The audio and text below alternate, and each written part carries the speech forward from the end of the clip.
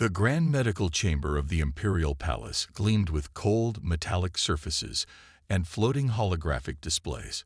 Princess Ada stood before the Empire's most respected medical council, her silver-tinted skin reflecting the harsh lighting. Her hands trembled slightly, but she kept her chin high as 12 pairs of eyes studied her with clinical detachment. "The tests are conclusive," announced the head physician, his voice echoing in the chamber.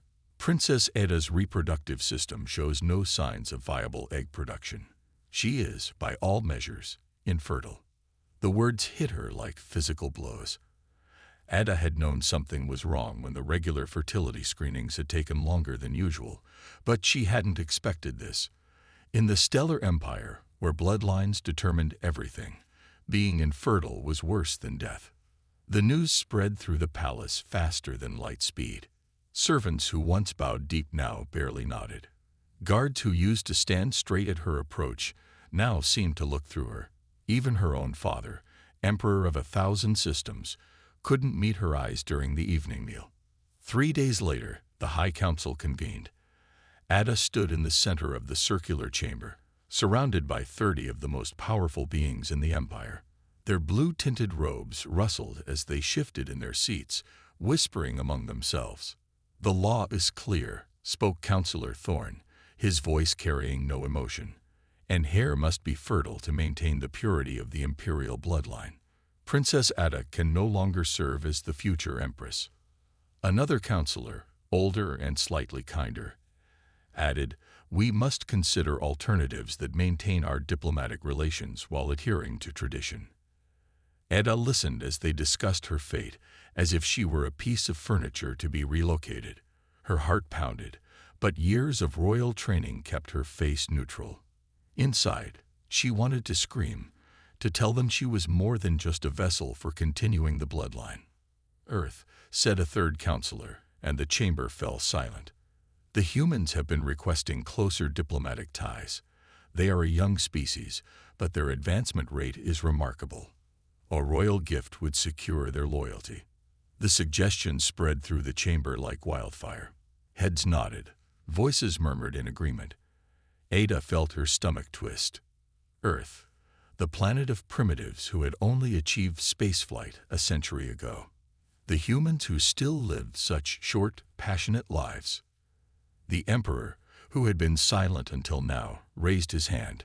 The chamber fell quiet. "It is decided then. Princess Ada will be given to Earth as a gesture of goodwill.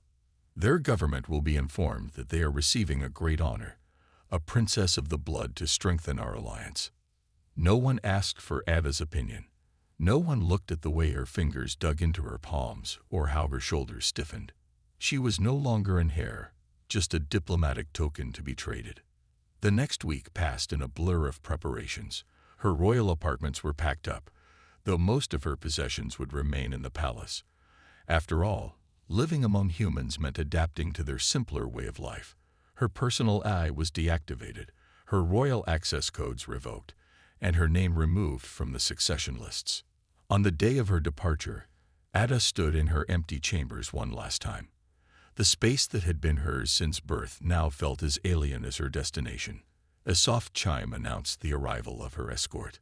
"The ship is ready, Princess," said the guard, though the title was now merely courtesy.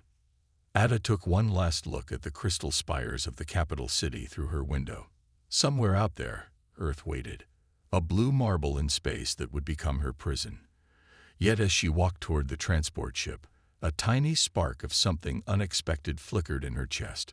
The humans were known for their unpredictability, their strange ways of defying expectations.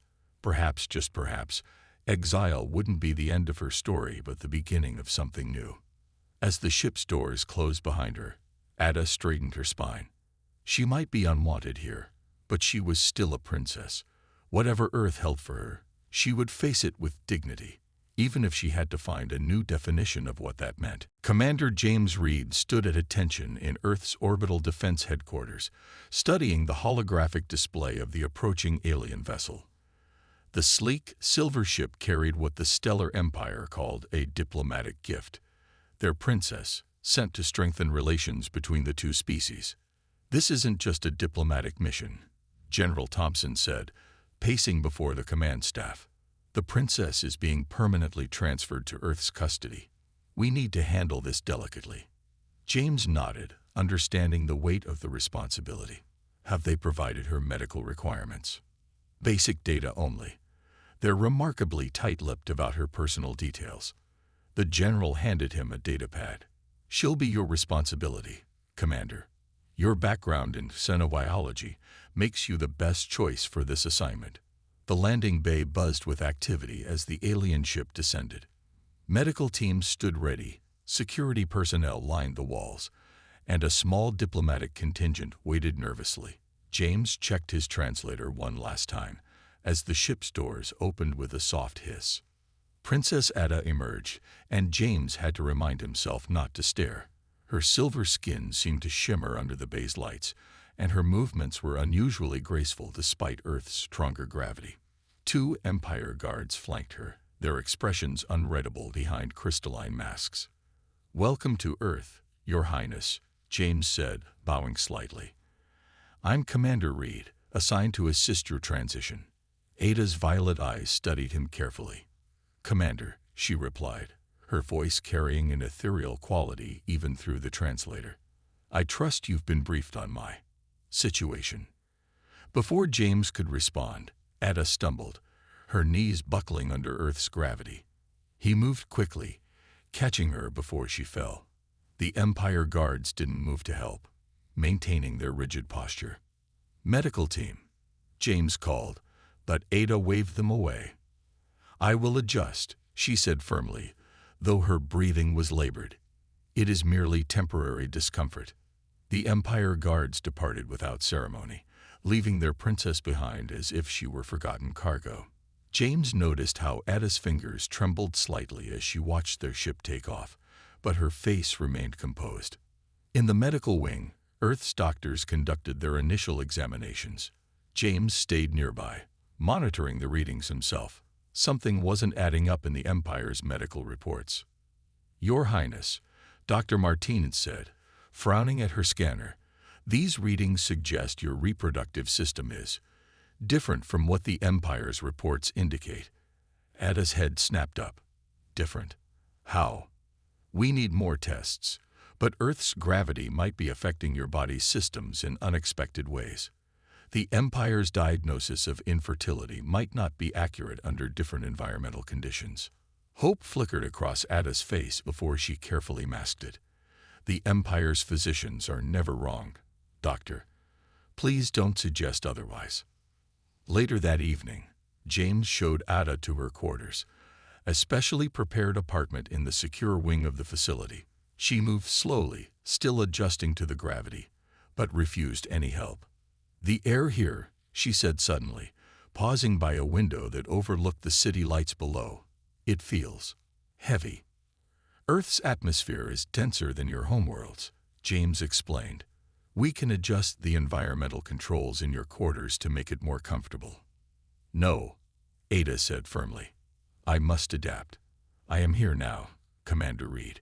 This is my—" She paused, searching for the right word. "My home." The way she said home made James wonder what they weren't being told about her exile. He'd read between the lines of the diplomatic reports. No princess would be gifted away without serious cause. "Commander," Ada said, turning to face him, "I may be here as a diplomatic token, but I refuse to be a passive ornament. I want to understand Earth, its people, its sciences. Will you help me?" James met her determined gaze and saw something beyond the perfect princess exterior. A keen intelligence and a fierce will to survive. Whatever game the Empire was playing by sending her here, they might have underestimated their cast-off princess. "Of course, Your Highness," he replied. "We'll start first thing tomorrow." 3 months into her stay on Earth, Ada stood transfixed before a natural waterfall, her violet eyes wide with wonder. James watched as she cautiously extended her hand to feel the spray, her silver skin glistening with water droplets. "We have nothing like this in the Empire," she said, wonder creeping into her usually controlled voice. "All our water is regulated, purified, contained. This is Wild. It was their first excursion outside the facility grounds. After weeks of adapting to Earth's gravity and atmosphere, Ada had finally been cleared for outdoor exposure. James had chosen this secluded spot for their first trip, away from curious eyes and persistent reporters. The Empire seems to control everything, James observed, keeping a professional distance despite his growing fascination with her reactions to Earth's natural wonders. Ada turned to him, water droplets sliding down her face like tears. Control is safety, they taught us. Control is power. She looked back at the waterfall. But this chaos has its own kind of power, doesn't it? Their conversation was interrupted by a family of deer emerging from the forest to drink downstream. Ada froze, holding her breath as she watched the animals. The deer, surprisingly, showed no fear of her alien appearance. "They don't know I'm different," she whispered, a smile touching her lips. "On my world, all animals are engineered to serve specific purposes. These creatures are just free." James noticed how she had started saying "my world" instead of the Empire, a small but significant shift in how she viewed her past. The princess who had arrived on Earth, stiff and formal, was slowly revealing new layers. Later that week, Ada discovered Earth's art museums. She spent hours studying paintings and sculptures, particularly drawn to the abstract pieces that would have been considered chaotic and purposeless in the Empire. "These artists," she said, standing before a massive canvas splashed with bold colors, "they create without practical purpose. In the Empire, all art must serve the state, must have clear meaning and value." James nodded, watching her face as she processed these new concepts. "Sometimes beauty is its own purpose," he said. "Beauty without purpose," Ada mused. "The council would call it wasteful." She turned to him with an unexpected glint in her eye. "Teach me to paint, Commander." And so their afternoons began to fill with art lessons. Ada proved to be a quick study, though her first attempts at painting were rigid and technically perfect, just like her royal training. But as weeks passed, her strokes became looser, more experimental. One day, while they were setting up her easel in the facility's garden, a group of children from the staff's daycare center ran past, playing some chaotic game. One small girl stopped, staring at Ada with innocent curiosity. "Why is your skin shiny?" the child asked before her embarrassed caretaker could stop her. Instead of taking offense, Ada knelt down to the girl's level. "Because where I come from, the sun is different," she explained simply. "Would you like to see what I'm painting?" The girl nodded eagerly, and soon Ada had a small audience as she worked on her canvas. James noticed how naturally she interacted with the children, answering their endless questions with patience and even humor, something he wouldn't have expected from her 3 months ago. "You're good with them," he commented later, as they cleaned her brushes. Ada was quiet for a moment. "In the Empire, I was to be a symbol, not a person. Children were never part of my future, even before." She trailed off, then straightened her shoulders. "But here, I'm learning there are many ways to leave a mark on the world." James watched her pack away her art supplies, noting how her movements had become more relaxed, more natural. The princess was still there in her bearing, but something else was emerging. Something uniquely Ada, shaped by Earth's chaotic freedom. "Tomorrow," she said suddenly, "I'd like to try cooking. Real cooking, not with synthesizers. Will you help me?" James smiled, realizing that his role had evolved from handler to something closer to friend. "Of course, Your Highness." "Ada," she corrected him softly. "Here, I think I can just be Ada." Dr. Martinez's voice trembled with excitement as she burst into James's office, clutching a stack of medical reports. "Commander, you need to see this immediately." James looked up from his desk, where he'd been reviewing the latest security reports about Ada's activities. 6 months into her stay on Earth, things had fallen into a comfortable routine. Until now. "It's about the princess's fertility tests," the doctor said, spreading the papers across his desk.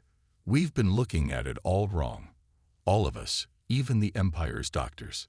The medical diagrams showed complex biological systems that James, despite his xenobiology background, struggled to fully comprehend. Explain it simply, Doctor. The Empire's reproductive cycle is tied to their binary star system. They reproduce during specific astronomical alignments. Dr. Martins pointed to various charts. But here on Earth, Princess Ada's body is responding to our planet's magnetic field differently. Her reproductive system isn't failing. It's adapting. James sat back, the implications hitting him. You're saying she's not infertile. Not only that, Dr. Martinez continued, but her body is showing signs of unprecedented adaptation to Earth's environment. She could potentially, the doctor hesitated. Could potentially what? Be compatible with human DNA. The silence that followed was heavy with implications. James thought about Ada, who had grown more vibrant with each passing month on Earth. How she'd stopped wearing her formal Empire robes in favor of Earth clothing. How she laughed now. Actually laughed during their daily meetings. We need to tell her, he said finally. They found Ada in the facility's garden, teaching art to a small group of children. She looked up as they approached, and something in their expressions made her send the children away early. What's wrong? She asked, wiping paint from her silver hands. Dr. Martinez explained the findings, using simpler terms than she had with James. As she spoke, Ada's expression changed from disbelief to hope to something like fear. But the Empire's diagnosis, Ada started, was based on their understanding of your biology and their environment. Dr. Martinez explained, Earth is changing you, Your Highness, in ways we're just beginning to understand. Ada sat down heavily on a garden bench. If the Empire learns of this. They won't, James said firmly. Not unless you want them to know. Later that evening, James found Ada in her quarters, standing before a painting she'd created, a swirling mixture of Earth's blues and greens with the metallic silvers of her homeworld. I never questioned it, she said without turning around. When they said I was infertile, I accepted it as fact, just like I accepted everything else they told me. James moved to stand beside her. You were raised to trust their authority. I was raised to be a puppet, Ada said, a new edge in her voice. And when I couldn't perform my one duty, producing an heir, they discarded me. She turned to face him, and James was struck by how Earth-like some of her movements had become, how her formal posture had softened into something more natural. Commander, James, she said, using his first name for the first time. I need to know something, and I need you to be honest. He nodded, suddenly very aware of how close they were standing. These past months, she continued, have you been kind to me because of duty, or because the facility's alarm system shows that moment to blare to life? Red lights flashed as a computerized voice announced, Attention. Incoming transmission from the Stellar Empire. Ada's face paled, its silver sheen dulling with fear. They know, she whispered. Somehow, they must know. James reached for her hand without thinking, surprised when she gripped his tightly. Whatever happens, he said, you're not alone anymore. You're under Earth's protection now. Ada looked at their joined hands, her silver skin against his human tone. I'm not the same person they sent away, she said quietly. I don't want to be that person again. Then you won't be, James promised, even as another alarm sounded. We'll face whatever comes next together. The intercom crackled. Commander Reed and Princess Ada, please report to communications immediately. They shared one last look before heading to face whatever message the Empire had sent. Both knew that everything was about to change. Again. The morning sickness caught Ada by surprise. At first, she dismissed it as another reaction to Earth's atmosphere. But after a week of waking up nauseated, she couldn't ignore it anymore. Dr. Martinez's hand shook as she ran the scanner over Ada's abdomen. The medical bay was sealed, with only James present besides the doctor. They couldn't risk this information leaking. It's confirmed, Dr. Martinez said, her voice barely above a whisper. You're pregnant, Your Highness, approximately 6 weeks along. Ada's hand found James's automatically. After their hasty, secret wedding 2 months ago, a small ceremony with only essential personnel present, they had hoped but never truly believed. The child, James asked, his voice tense. Is it healthy? Dr. Martinez confirmed. The DNA fusion is remarkable. Perfect, even. It's as if your genetic codes were meant to combine. Ada touched her still flat stomach, her silver skin seeming to glow brighter than usual. A child, she whispered. They said it was impossible. The joy of their discovery lasted exactly 3 days. The breach came from an unexpected source, a junior lab technician who thought selling the information would set them up for life. By the time facility security caught them, the news had already been transmitted. We need to move you, James said, throwing essential items into a bag as alarms blared throughout the facility. The Empire will send ships as soon as they confirm the news. Ada stood in their quarters, one hand protectively over her stomach. Where can we go? They'll find us anywhere on Earth. Not where we're going, James said, pulling out a secure communicator. Remember Tom, my old friend from the terraforming project on Mars. He's got a research station hidden in the Valles Marineris Canyon system. The evacuation plan moved quickly. General Thompson himself coordinated their escape, using a medical emergency as cover. As they hurried through the facility's underground tunnels, Ada caught fragments of facility communications on the emergency channels. Empire vessels detected entering the solar system.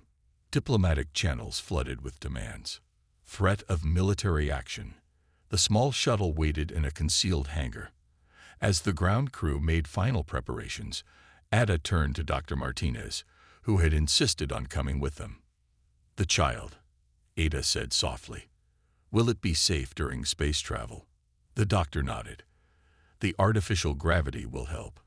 And I've packed everything we might need for the pregnancy. We've planned for this, Your Highness.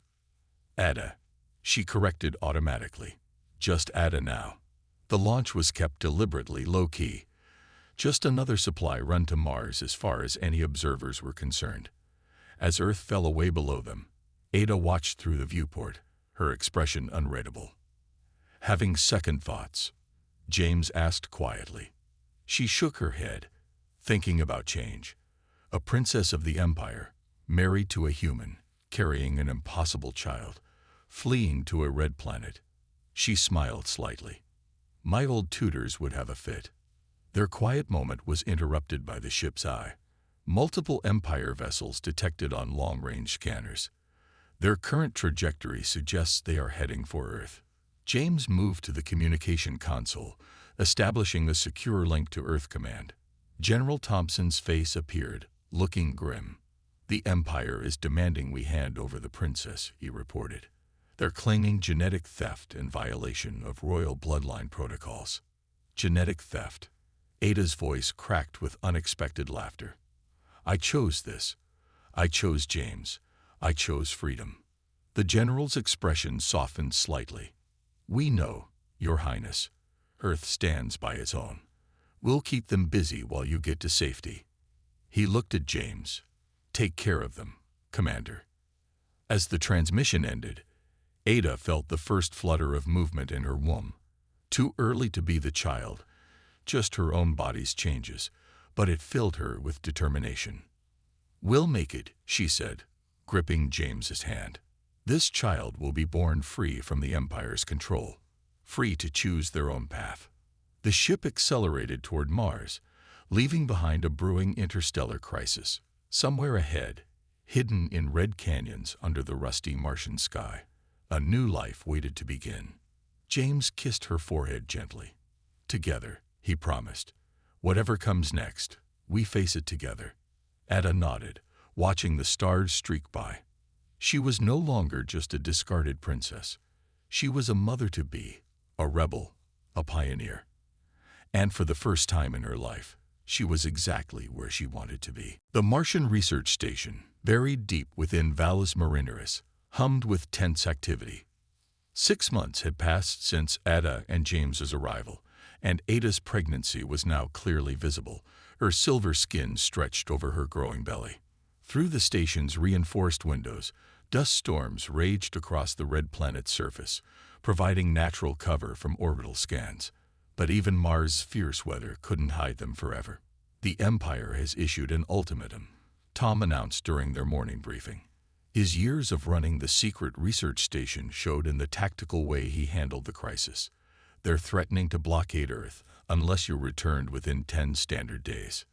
James studied the holographic display showing fleet movements around Earth. How many ships? 20 capital ships, with more arriving daily. Tom rubbed his tired eyes. Earth's defenses are strong, but not against this many Empire vessels.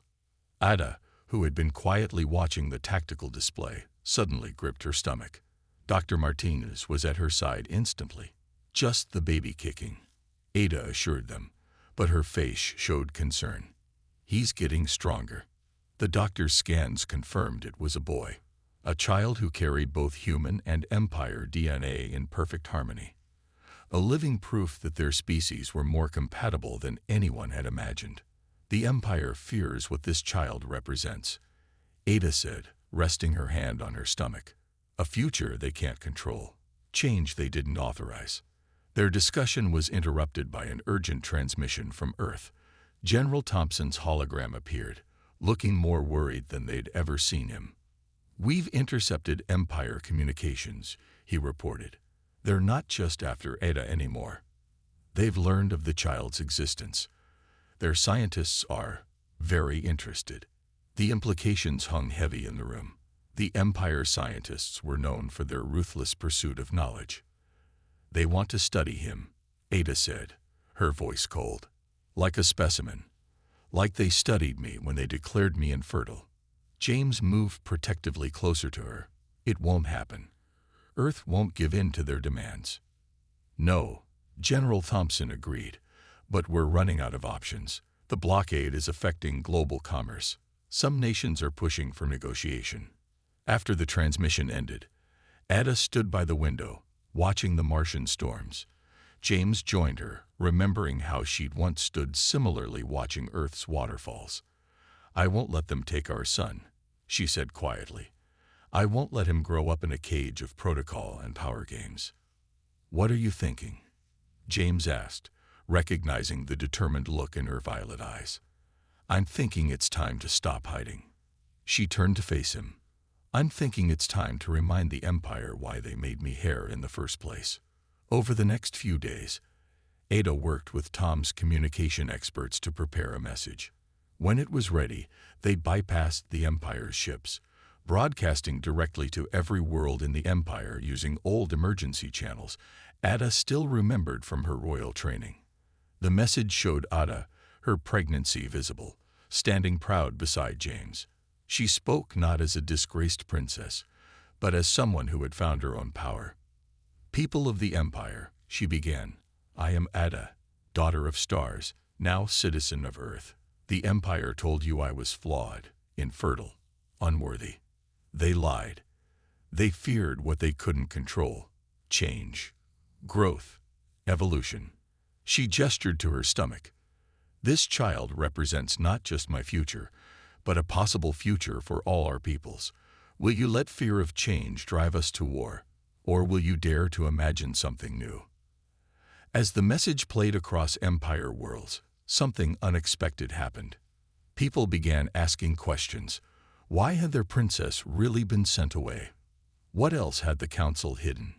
Reports filtered in through Earth's intelligence networks. Protests on outer Empire worlds, demands for reform in the capital, younger nobles speaking out against the old laws. It might not be enough, Tom warned as they monitored the reactions. "No," Ada agreed, "but it's a start. Sometimes all people need is permission to question what they've been told is impossible." That night, as Martian storms held outside, Ada felt her son kick particularly hard.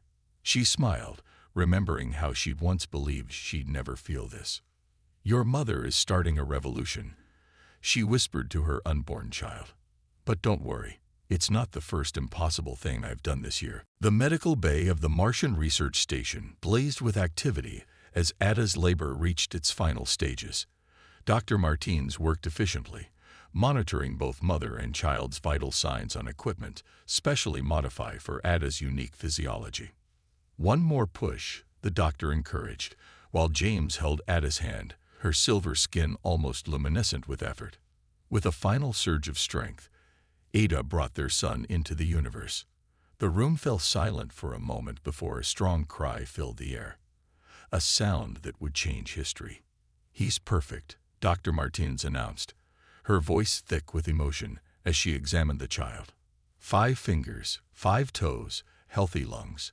She paused, watching in amazement as the baby's skin shifted between human tones and a subtle silver sheen, adapting to the temperature changes around him.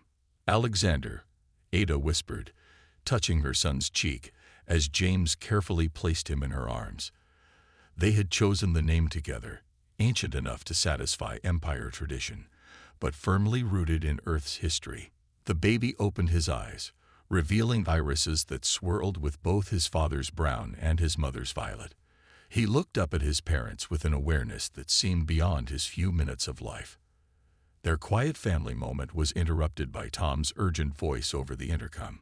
"Multiple ships dropping out of hyperspace. But something's different." James rushed to the observation deck, leaving Ada with their son and the medical team. Through the dust storms, he could make out the distinctive shapes of Empire vessels, but they weren't in attack formation. The incoming transmission carried a familiar signature. "This is Grand Council Member Thane requesting permission to approach. We come in peace, under the flag of parley." Within hours, the Martian station's main conference room hosted an unprecedented meeting. Council Member Thane, who had once voted to exile Ada, now stood before her with visible amazement as she held her healthy son. "The Empire is changing," he reported. "Your message sparked something we couldn't contain. The younger generation especially. They're demanding reforms, new thinking, evolution." "And the High Council?" Ada asked, her voice steady despite her exhaustion. "Divided. But those of us who see the future clearly have taken control."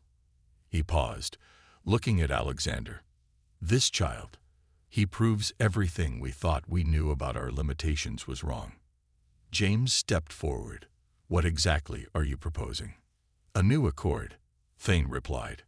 "Recognition of your union, your child's legitimacy, and a new form of cooperation between our peoples.